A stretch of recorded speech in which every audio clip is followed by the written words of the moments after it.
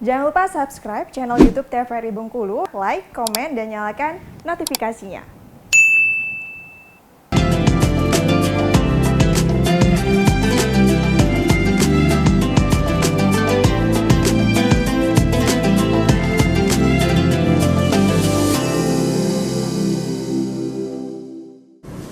Baik pemirsa, kembali di Mutiara Ramadan TVRI Bengkulu untuk edisi hari ini, hari Jumat di 24 Maret 2023 tentunya, di hari kedua di bulan suci Ramadan tahun 1444 Hijriah. Dan kita masih berbincang bersama dengan narasumber, ada Bapak Al-Ustadz Adi Sucipto tentunya, dengan tema kita mengenai keutamaan puasa di bulan Ramadan. Baiklah, kita ngobrol kembali dengan Bapak Ustadz tentunya. Pak Ustadz, perkara-perkara apa saja nih yang bisa mengurangi pahala di bulan puasa? Nah, mungkin pemirsa di rumah mau tahu tentunya perkara-perkara apa aja yang mungkin bisa membatalkan, yang mungkin tidak diketahui sama masyarakat atau penonton TVRI di rumah. Baik, pertanyaannya luar biasa.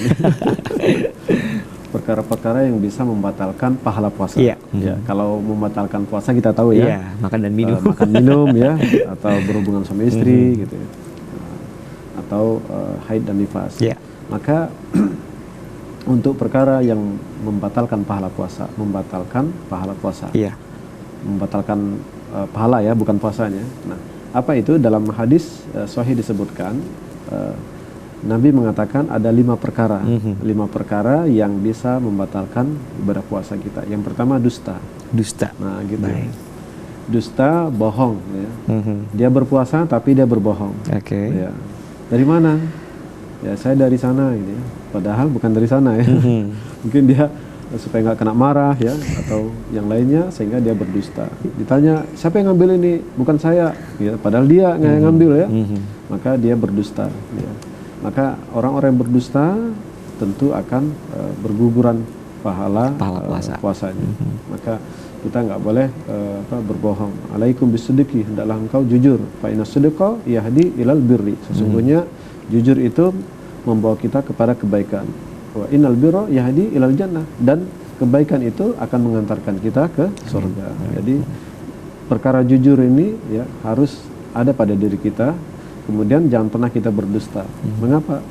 Ra'su dzunubi al-kadzib. Dalam sebuah pepatah mengatakan puncak atau kepala daripada dosa adalah bohong. Kalau sudah bohong sekali, dia akan berbohong berikutnya.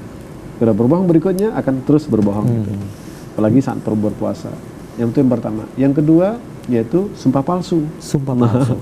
Sumpah palsu ini nggak boleh. Wah, demi Allah gitu. Tidak, bukan saya gitu ya. Iya. Dia demi Allah, demi Allah gitu. Dia bersumpah, sumpahnya atas nama Allah gitu ya. Tetapi sumpahnya ini sumpah palsu ya. Nah gitu ya. Sumpah palsu ini nggak boleh ya. Artinya sumpah yang tidak sesungguhnya, palsu gitu. Maka ini juga bisa mengurangi pahala puasa, bahkan puasa itu bisa berguguran. Nah, kemudian yang berikutnya juga adu domba. Yang ketiga ya Pak Ustadz ya. Ketiga, adu domba. Mengadu domba seseorang dengan orang lain. Nah, kalau bahasa sekarang itu provokator ya. Jadi suka memprovokasi ya. Awalnya sebuah keluarga ini adem ya, kemudian rukun, tiba-tiba ada ya seseorang yang masuk ke dalam keluarganya mengotak-atik ya. Dia sampaikan berita-berita yang tidak jelas kebenarannya, kemudian diprovokator, diasung-asung gitu ya. Sehingga terjadilah perkelahian ya, perdebatan, akhirnya memunculkan pertikaian, kemudian perpecahan, akhirnya mereka renggang. Dan renggang akhirnya musuhan. Nah itu. Ya, orang yang seperti ini maka ketika dia berpuasa bisa batal ya, ibadah puasanya. Nah, jadi kita nggak boleh memiliki pribadi yang suka mengadu domba, provokator ya. Sampai-sampai Rasulullah mengatakan la yadkhulul jannata namam.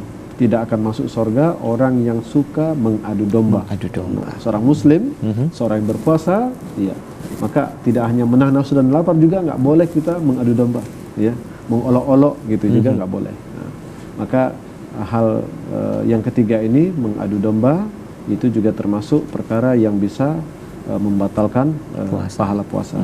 Dan ada dua lain-lainnya nanti ada hal-hal yang perlu kita ketahui juga ketika kita berpuasa. Tidak boleh kita berdusta, kemudian sumpah palsu, mengadu domba. Dua lagi itu saya lupa ya. Yang jelas perkara-perkara yang membatalkan dosa itu adalah bagian daripada perbuatan-perbuatan dosa yang membatalkan puasa tadi. Baik Pak Ustadz. Nah, ini ada pertanyaan yang mungkin simple tapi pengen diketahui juga sama masyarakat di rumah misalnya. Apakah kalau kita sikat gigi di bulan puasa, kita lagi puasa, itu tuh membatalkan puasa atau seperti apa Pak Ustadz? Baiknya kita berpuasa tersebut. Iya.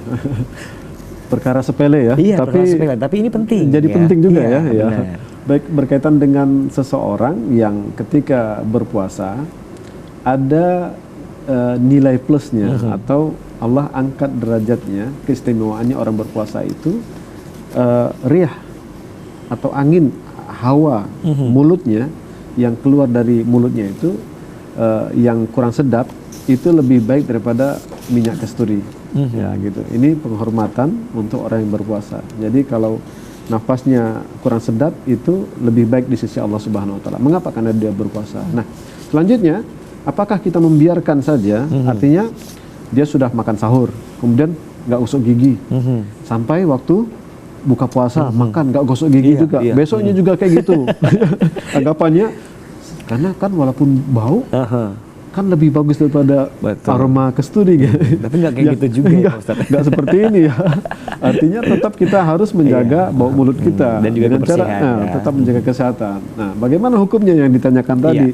Ketika seseorang dia waktu pagi hari gosok gigi, maka menurut Imam Syafi'i itu dibolehkan. Ya, artinya boleh. Ada beberapa pendapat ya Pak Ustadz. Ada pendapat ya. Artinya di antara 4 mazhab tadi Imam Syafi'i yang lebih berhati-hati. Imam Syafi'i boleh nggak apa-apa ketika seseorang berpuasa pagi hari untuk gosok gigi. Oke, siang hari? Nah, siang hari atau setelah zuhur sampai sore itu makruh. Artinya makruh kan menuju ke yang haram gitu. Mengapa? Khawatirnya nanti kalau sudah siang hari dia gitu ya, takutnya tercicip lah ya, tercicip, ketelan gitu ya. Sementara gitu. dalam puasa itu nggak boleh masuk kerongkongan. Iya, baik. Nah, artinya boleh silakan pemirsa dimanapun berada, ketika kita pagi hari nih nggak sempat waktu sahur kita gosok gigi, pagi hari waktu mandi boleh nggak gosok gigi? Sangat boleh sekali, gosok lah. Ya, tetapi jangan ditelan ya. Betul. Ya, gosok tetap dijaga. Setelah itu ya kita menahan sampai sore itu kan nafas kita kurang sedap ya. Nah, maka disitulah Allah mengangkat derajat orang yang berpuasa, bau mulutnya lebih harum daripada minyak kasturi. Masya Allah, luar biasa. Bukannya tidak gosok gigi sampai akhir Ramadan ya Pak Ustadz. Baik, Pak, di rumah kita akan jeda iklan dulu ya. Tetap bersama kami di Mitra Ramadan TVRI Bengkulu.